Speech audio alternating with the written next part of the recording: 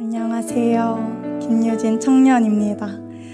굉장히 오랜만에 간증의 자리를 서서 지금 손도 떨리고 마음도 많이 떨리는데요. 부족한 제 입술을 통해서 제가 받은 하나님의 은혜를 함께 나누고 싶습니다. 이 시간 저는 이번 하반기 타문화 선교를 통해 주님께서 주신 은혜를 함께 나누고자 합니다. 2024년이 되면서 저는 지쳤던 몸과 마음을 쉬고자 맡았던 사역을 내려놓고 다시 인천제일교회로 돌아왔습니다. 그러나 약 3년간의 공백이 있어서 그런지 오랜만에 온 교회는 낯설기만 했습니다. 그렇기에 공동체에 대한 기대감도 낮았고 무엇보다 지친 마음에 제 비전에 대한 기대감 역시 낮아진 상태였습니다. 청소년부 교사를 시작할 때 가졌던 열심도 흐려질 때쯤 일본 선교를 함께 갈 수 있으면 좋겠다라는 이야기를 들었습니다. 자기소개할 정도의 일본어와 한번 가본 나라라는 친숙함 때문이었는지 얼마 뒤 고민 끝에 일본 선교에 함께 가겠다고 말씀을 드렸습니다. 그러나 일본 선교를 준비하는 과정 중에서도 선교에 대한 기대감이 없는 제 모습에 이제라도 못 간다고 할까? 라는 마음이 있었습니다. 무려 선교 전날까지도 이런 마음을 품고 있었습니다. 사실 이제와 생각해보면 제 안에 있었던 여러 걱정거리가 선교를 기대하지 못하게 했던 것 같습니다.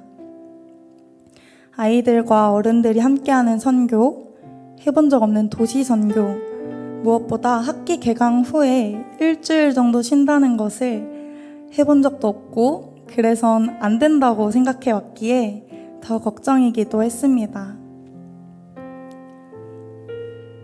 그렇게 걱정을 한가득 안고 도착한 일본 요코하마에서 금요 기도회 때 찬양을 드리는데 점점 눈물이 흐르더니 이내 찬양을 부를 수 없을 정도로 엉엉 울고 있었습니다.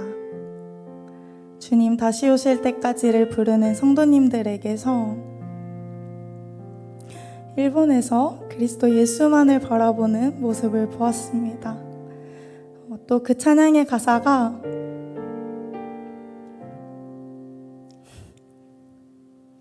제가 신학을 하겠다고 다짐했을 때의 마음을 담아낸 듯하여 희미해졌던 제 비전에 대한 기대감을 다시금 끌어냈습니다. 그날 하나님께서는 제가 교회와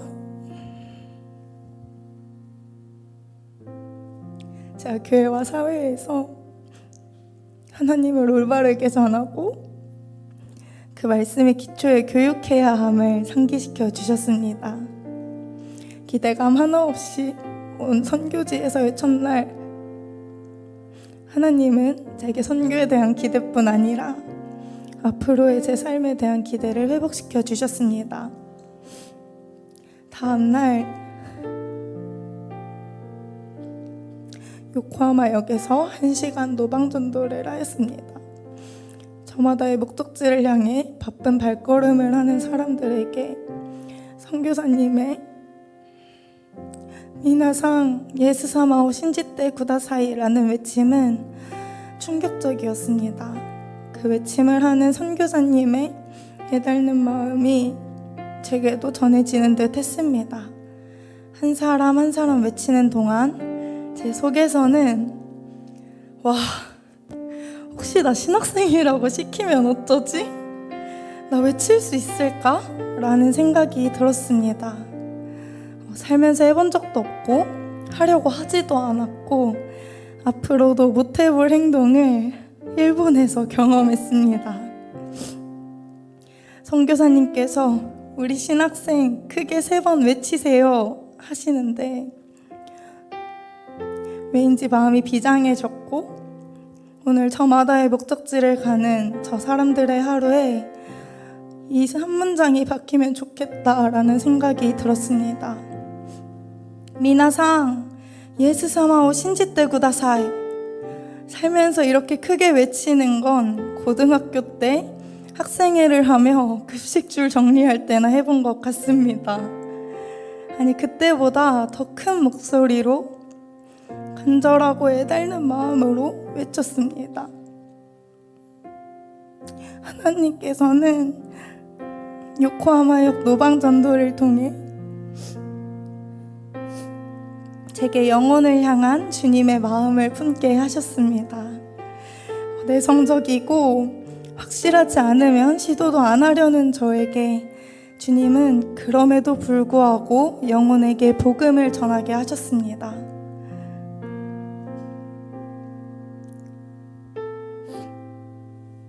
한국에 있을 때 중학교 2학년 반 아이들에게 더 열심히 복음을 가르치지 못한 것을 반성하게 하셨습니다. 아이들을 사랑하지만 정작 중요한 것을 전하지 못하고 인간적인 마음의 사랑만을 했음을 알게 하셨습니다.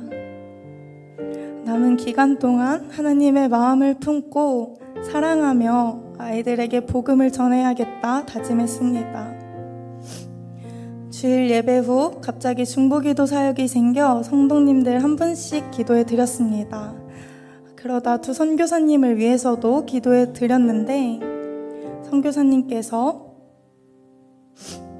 저에게 두 분 선교사님을 위해 안수한다 생각하고 맞잡은 두 손 위에 제 손을 얹고 기도하라고 하셨습니다. 이거 어떡하나 싶다가도 주님께서 주시는 감동대로 제 입술이 열리게 해달라고 기도한 후 마무리 기도를 드렸습니다. 그 기도는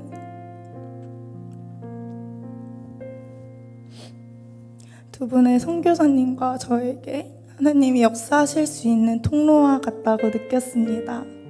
살면서 언제 선교사님들의 맞잡은 손 위에 제 손을 얹어 기도해 드릴 수 있을까 싶어 참 감사한 시간이었습니다.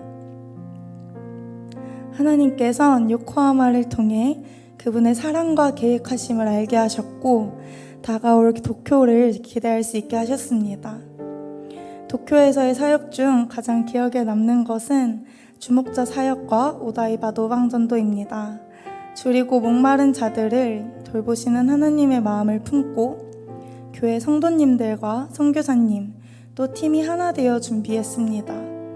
교회로 들어오는 그분들의 발걸음이 마냥 가볍지는 않은 모습을 보며 하나님이 주시는 자유하심이 그들에게 충만하길 바라고 또 축복하는 마음으로 열심히 찬양을 불렀습니다. 찬양을 따라 부르시는 분들도 있었고 고맙다고 인사하시며 나가시는 분들도 계셨습니다. 비록 겉모습은 남루하고 세상이 선호하지 않을지라도 하나님께 그러한 것은 중요하지 않기에 저 역시도 그저 그들을 사랑하고 축복할 수밖에 없었습니다. 주목자 사역을 통해 하나님께선 제게 겉모습을 보고 판단하지 않는 방법을 배우게 하셨습니다. 이번 선교를 하며 가장 힘들었던 점이 바로 노방전도였습니다. 잘 안 받아주는 사람들을 보며 쭈뼛쭈뼛 다가가서 소심하게 전해주는 제 모습이 제가 소유한 복음에 자신이 없는 것 같아 초라해 보이고 싫었습니다.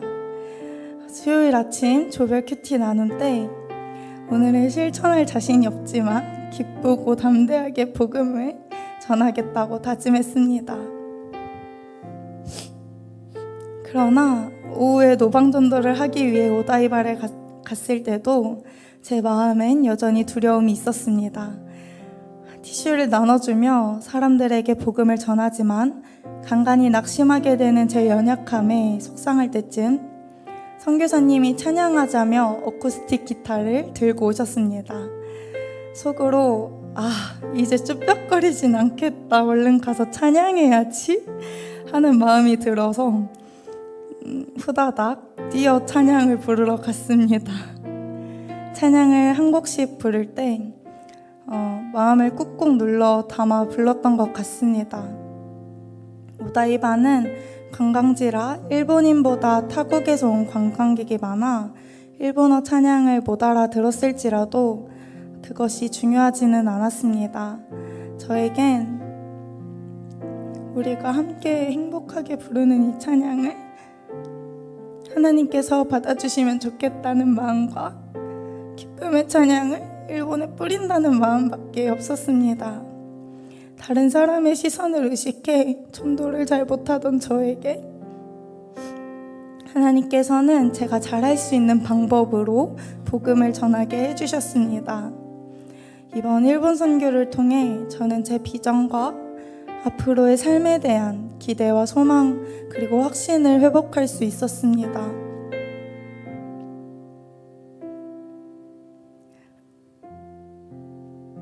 한국으로 돌아와서 본 중학교 2학년 친구들은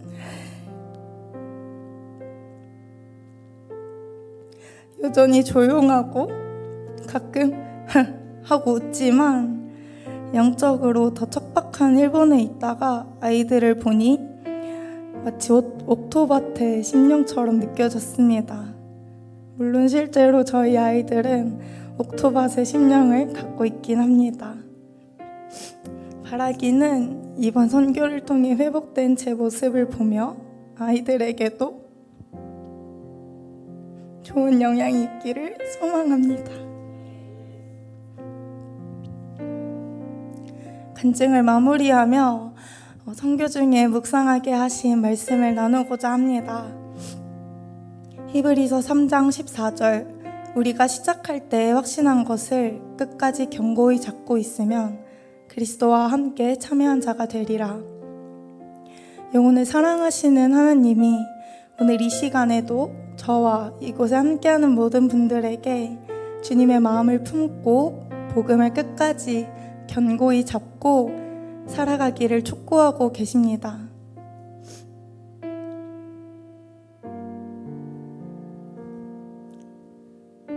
솔리 데오 글로리아 오직 하나님의 영광만을 위해 살아가는 제가 되길 원합니다. 이 모든 감사와 찬양 살아계시고 역사하시는 하나님께 올려드리며 간증을 마치겠습니다. 감사합니다.